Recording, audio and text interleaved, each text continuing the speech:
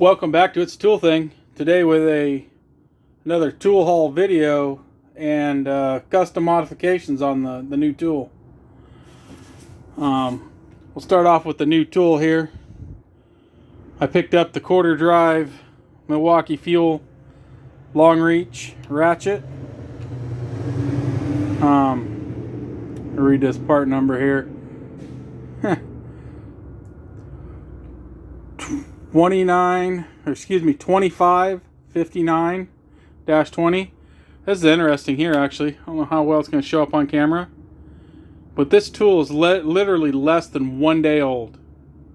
I picked this up yesterday afternoon. Picked it up at Home Depot. Had it on order. You can't read the serial number already, and I took a picture of that serial number this morning. Talk about trying to avoid paying warranty. I've barely used this thing a half dozen times. The serial number's already gone. That is unacceptable. So, this is your standard high reach or long reach ratchet here. I've been wanting to get one for a while. Paid full price. Tried to get a deal on it every way known to man. I'll probably find 5 used ones here in a minute. I'll probably buy most of them too. And the other item I bought, which does not supposed to go with this item, is the high-speed 3/8 ratchet, the tall shift knob kit. You can see the part number there, 49-06-2567. I only use this thing for literally a half a day, up until lunch. Barely used it at all, quarter drive. Went with the standard, using this adapter on it that I've been using, which works fine. I want to get a little comparison here, but we'll get into that in a moment. So I went ahead and I didn't really want the tall shift knob, but that's the one easy to get at Home Depot. It is definitely going to be a little easier to turn, to shift, which is fine. And I don't think it's going to be too much of a problem since it's no taller than the ledge right here anyways. What are the odds that you're going to be right in this little distance? And plus, if you do get it back into something, there is the possibility you can get in there with a screwdriver and shift it. Whereas on the standard housing, or the standard knob, I mean, you'd be pretty much out of luck if you back that thing into something. I mean, it does not protrude anything, or if anything, the smallest bit. So I went ahead and pulled this thing apart.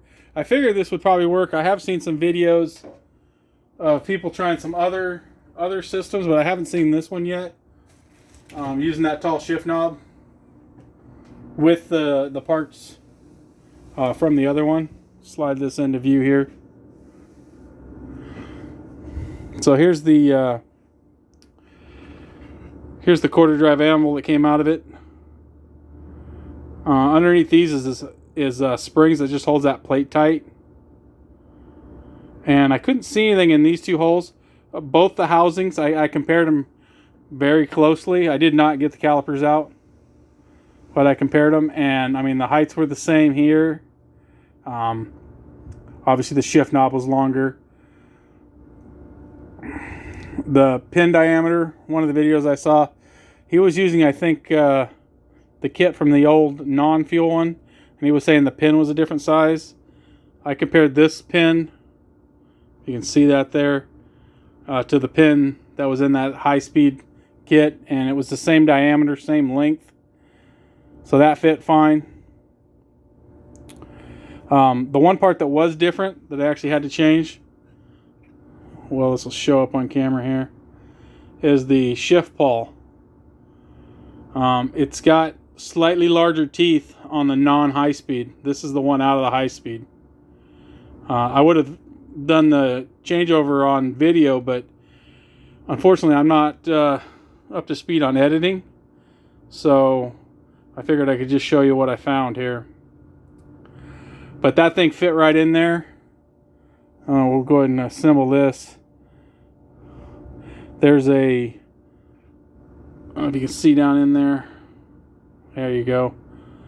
There's a pin there that changes the direction, and it's got a little bit of spring tension on it. It was a little difficult getting that pin to go back together. So this might be, and it comes in from the top. First I didn't realize which way I was sitting there playing with it, trying to figure out.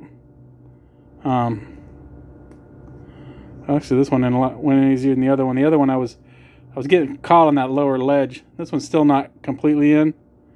It should be flush when it's completely in.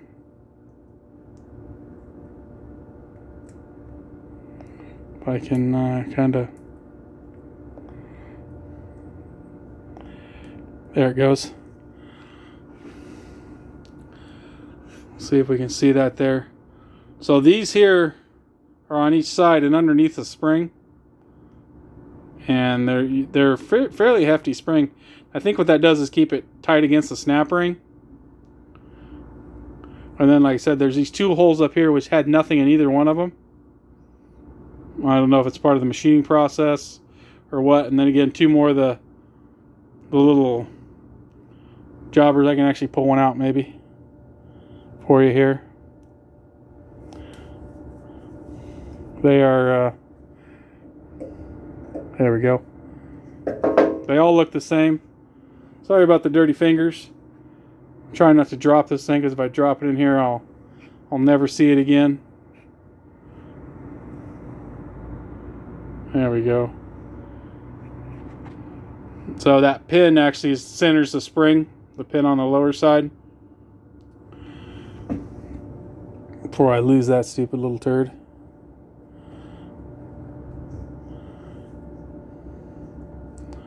Sorry, the fumble fingers going on here for 1 second. Trying to work around this camera, or should I say phone, is a little tricky. It was hard enough putting it together, because I actually took it all the way apart because I really wanted to give it a good inspection and see if there was something different. Obviously the pawl was different.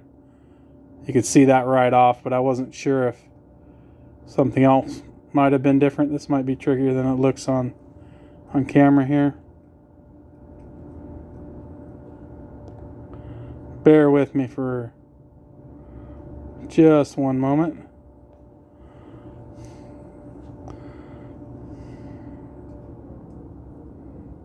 There we go. Oops, I had it. There we go.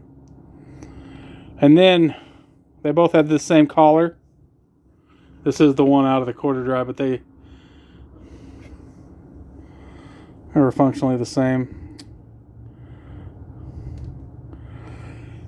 And as you can see here, maybe, so there's a little bit of spring in that. That's what keeps that thing in tension. And then to actually put it into the ratchet, you had to kind of shift it in the mid position, because you can see here it's kind of sticking out a little bit. So when you would shift it kind of in the middle of the shift, right there, it's hard to hold it there. It's basically the same diameter, and you kind of wiggle it around, it slides right in. And then of course getting the snap ring in the groove with a pair of snap ring pliers and making sure it's latched in. Not too difficult if you're used to using snap ring pliers. Like I said, that's the 1/4 inch kit, or the 1/4 inch knob assembly with the high-speed pawl in it. Now I'm just going to keep that.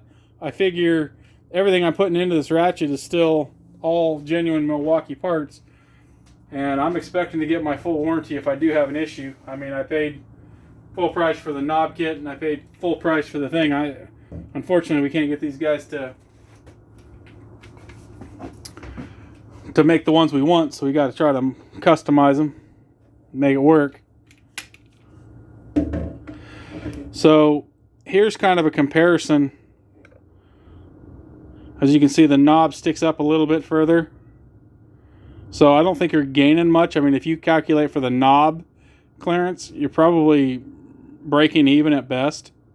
Of course, you could buy the actual gear kit, the flush mount one, if you wanted to, for the high speed 3/8. But you probably have to get it through Milwaukee, I'm assuming, or something. Where this kit they're actually selling at the retailer. That's the reason I went and went with this one, which, like I said, I don't think it'll be an issue. There's not a lot of height difference though. So it's kind of a wash. I mean, considering the knob kit, at least at Home Depot, was $35. I'm pretty sure I bought this whole set of adapters, these low profile adapters. These are OEM ones. I prefer these. I have multiple ones and some that are way super shallow I've showed on the channel before.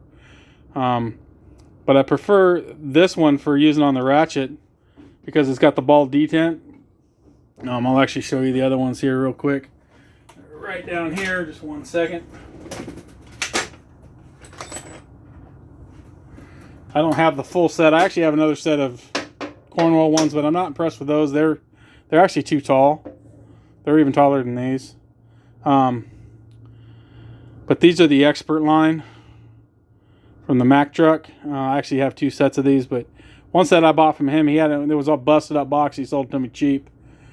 And then I ended up picking up a used set. But the negative part about this one is it just relies on the magnets, and the sockets tend not to stick. They do stay on the detent fairly well, but the socket themselves don't stay on. As you can see, there's when you're talking about fractions of an inch. Plus, this one's actually impact rated, and the OEM one said it was not. Of course, I'm not using it on impact, but as you can see, there's a slight height difference there. This is the same 1/4 to 3/8 adapter.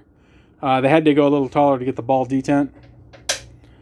And then these here are the Blue Point ones. They don't sell them anymore, though I have seen them on the Matco website. I actually don't know if they're available, but they're even shorter. And I was able to snag a set of these, but you can see the anvil's shorter and the thickness is shorter, so you get, this is about as thin as you can get, but once again, you're relying on a magnet to hold the socket.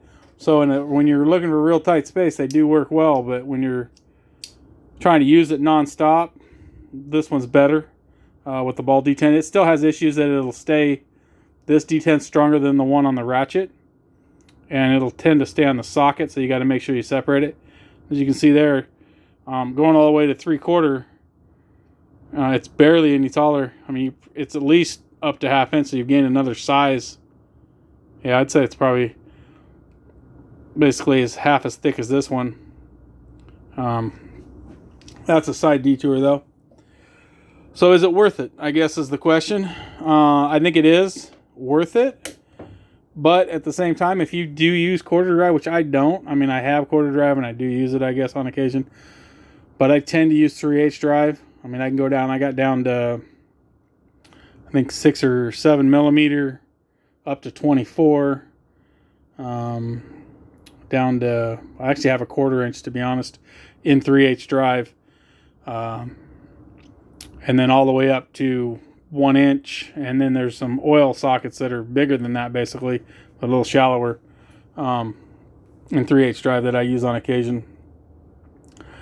But if you use 1/4 drive a lot and 3/8, this would probably be the way to go, because this gives you the ability to use either sockets. Plus, you're also not modifying it at all, so you should have they do come with a 5-year warranty, and you want to keep that intact. I mean, would be my concern. I think it'll be fine. Worst comes to worst, I can always put the other kit back in it before I send it in if something breaks. And I'll probably do that anyways, because I wouldn't want them to take it out and not return it. But if you tend to use 3/8 drive, I think this is the cat's meow. The head size, much smaller than the 3/8. I've had the regular length and the extended reach, and the head size, this is tremendously annoying in the 3/8 one. So that's a quick look at what I've got going on here. If you have any questions, please leave them in the comments below. Please like and subscribe. And as always, have a great day.